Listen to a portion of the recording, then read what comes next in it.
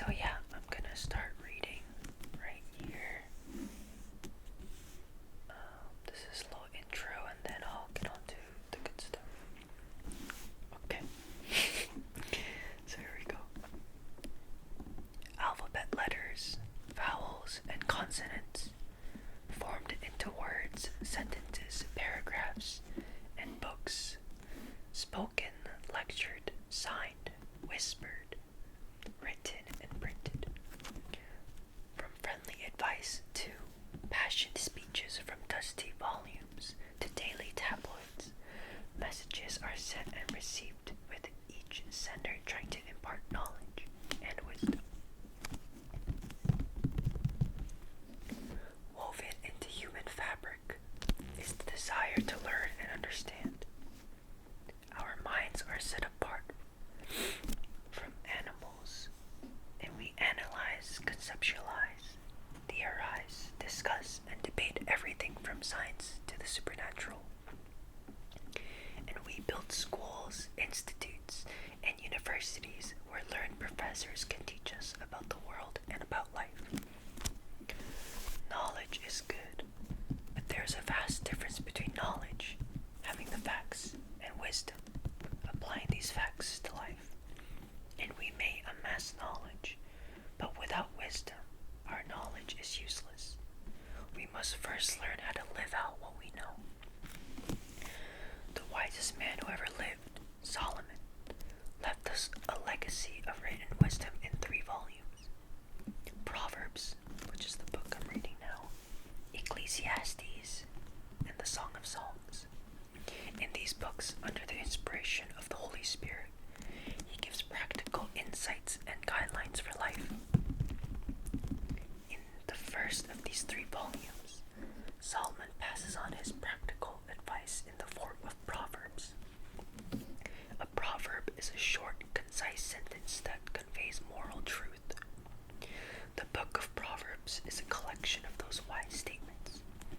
The main theme of Proverbs, as we might expect, is the nature of true wisdom.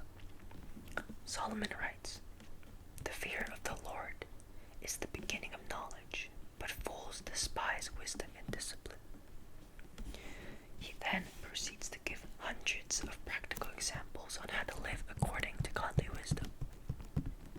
Proverbs covers a wide range of topics, including youth and discipline, family life, self-control, resisting temptation, business matters, words and the tongue, knowing God, marriage, seeking the truth, wealth and poverty, immortality, and of course, wisdom. These proverbs are short poems, usually in couplet form, containing a holy mixture of common sense and timely warnings. Although these are not meant to teach doctrine, a person who follows their advice will walk closely with God. The word proverb comes from a Hebrew word that means to rule or to govern. And these sayings, reminders, and admonitions provide profound advice for governing our lives. As you read Proverbs, understand that knowing God is the key to wisdom, and listen to the thoughts and lessons from the world's wisest man and apply these truths to your life. Don't just read these Proverbs, act upon them.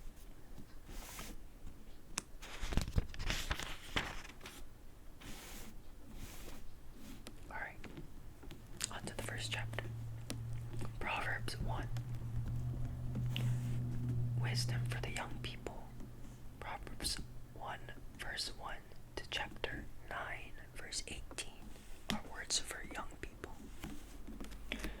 Proverbs begins with a clear statement of its purpose: to impact wisdom for godly living. The first few words are Solomon's fatherly advice to young people. Although most of the material in this section is directed towards young people, all who seek wisdom will greatly benefit from these wise words. This is where one can discover the source of wisdom, the value of wisdom, and the benefits of wisdom. Prologue, Purpose and Theme. Chapter 1. Proverbs of Solomon, son of David, king of Israel. For attaining wisdom and discipline, for understanding words of insight, for acquiring a disciplined and prudent life, doing what is right and just and fair, for giving prudence to the simple, knowledge and discretion to the young. Let the wise listen and add to their learning, and let the discerning get guidance. For understanding proverbs and parables, the sayings and the riddles of the wise. The fear of the Lord is the beginning of knowledge, for fools despise wisdom and discipline. So, I think this little section is basically just telling us what we're to expect within Proverbs and saying that what's written in here are little proverbs and parables and little riddles that the wise think about and say so that we may learn how to become like them. And at the end it says, fear of the Lord is the beginning of knowledge, but fools despise wisdom and discipline. And I agree with the statement where I feel like a lot of people who are fools or people who are quick to judge are not really thinking about their actions, thinking about how they themselves could learn from things that are said to them with a loving heart, like being able to like take criticism and not just take it personally and just like flash back at them, but being able to just take criticism and really think whether it applies to themselves or if it's the other person just, I guess, being mean to them. But if it is a saying from a wise person, and if the wise person criticizes you, you should really stop and think whether or not your actions really need to be taken into account and really need to be thought about before you do something, so that you can, I guess, be wise and improve on your life. Anyway, exhortations to embrace wisdom.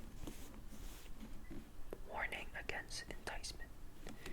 So verses 8 to 19 are warnings against enticement. Listen, my son, to your father's instruction, and do not forsake your mother's teaching. They will be a garland to grace your head and a chain to adorn your neck. My son, if sinners entice you, do not give in to them. If they say, come along with us, let's lie in wait for someone's blood. Let's lay waste some harmless soul. Let's swallow them alive like the grave, and whole like those who go down to the pit. We can get all sorts of valuable things and fill our houses with plunder. Throw in your lot with us, and we'll share a common purpose. Oh, share a common purse. My son, do not go along with them. Do not set foot on their paths, for their feet rush into sin. They are swift to shed blood. How useless to spread a net in full view of all the birds. These men lie in wait for their own blood. They lay away only themselves. Such is the end of all who go after ill-gotten gain. It takes away the lives of those who get it. So basically, I think it's saying that if bad people approach you and ask you to do something with them that you know it is not good, such as lie and wait for someone's blood or lay away some harmless soul, basically take advantage of someone who can't defend themselves, it may prove that you may all share a common purse, you may all gain wealth and stuff like that, but in the end, it says that obviously these men only lay wait to themselves and are basically criminals and are doing something that is unjust, not only to people who they take advantage of, but also, as it says, to themselves.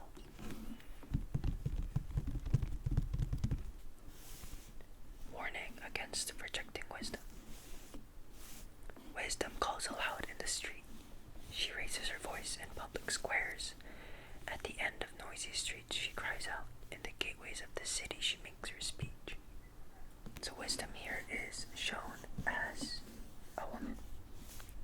How long will you, simple ones, love your simple ways? How long will mockers delight in mockery, and fools hate knowledge? If you have responded to my rebuke, I would have poured out my heart to you, and made my thoughts known to you. But since you rejected me when I called, and no one gave heed when I stretched my hand, since you ignored all my advice and would not accept my rebuke, I in turn will laugh at your disaster. I will mock when calamity overtakes you, when calamity overtakes you like a storm, when disaster sweeps over you like a whirlwind, when distress and trouble overwhelm you. So basically, when wisdom is portrayed as a woman here, and says that if you simple ones, I guess people who are fools, turn away from wisdom when they know that wisdom is speaking to them, such as when you know that things are unjust, but you go along anyway, and you know that things are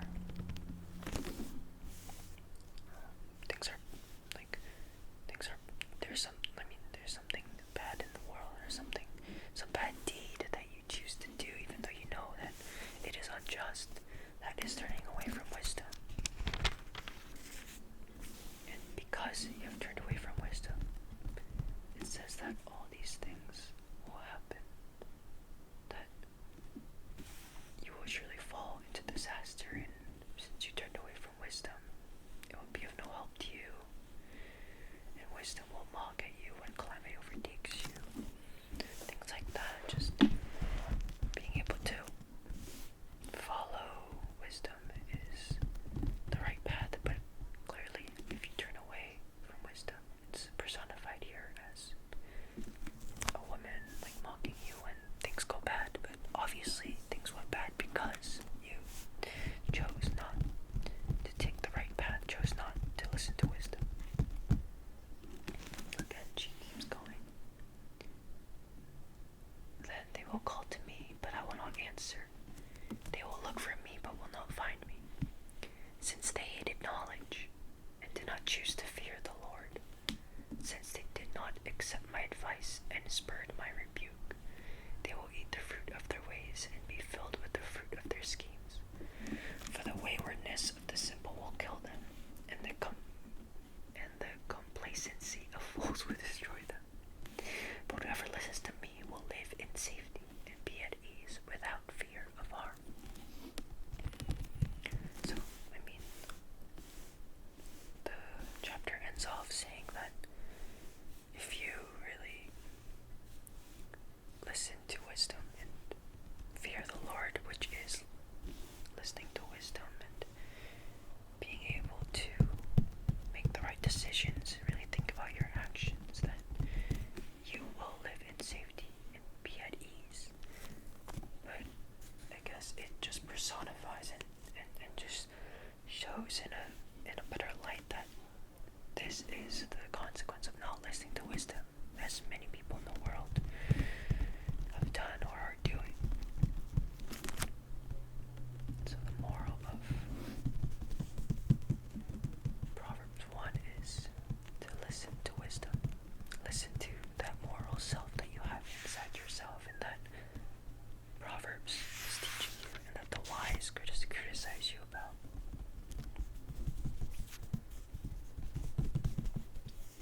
Alright guys, that was the end of chapter 1.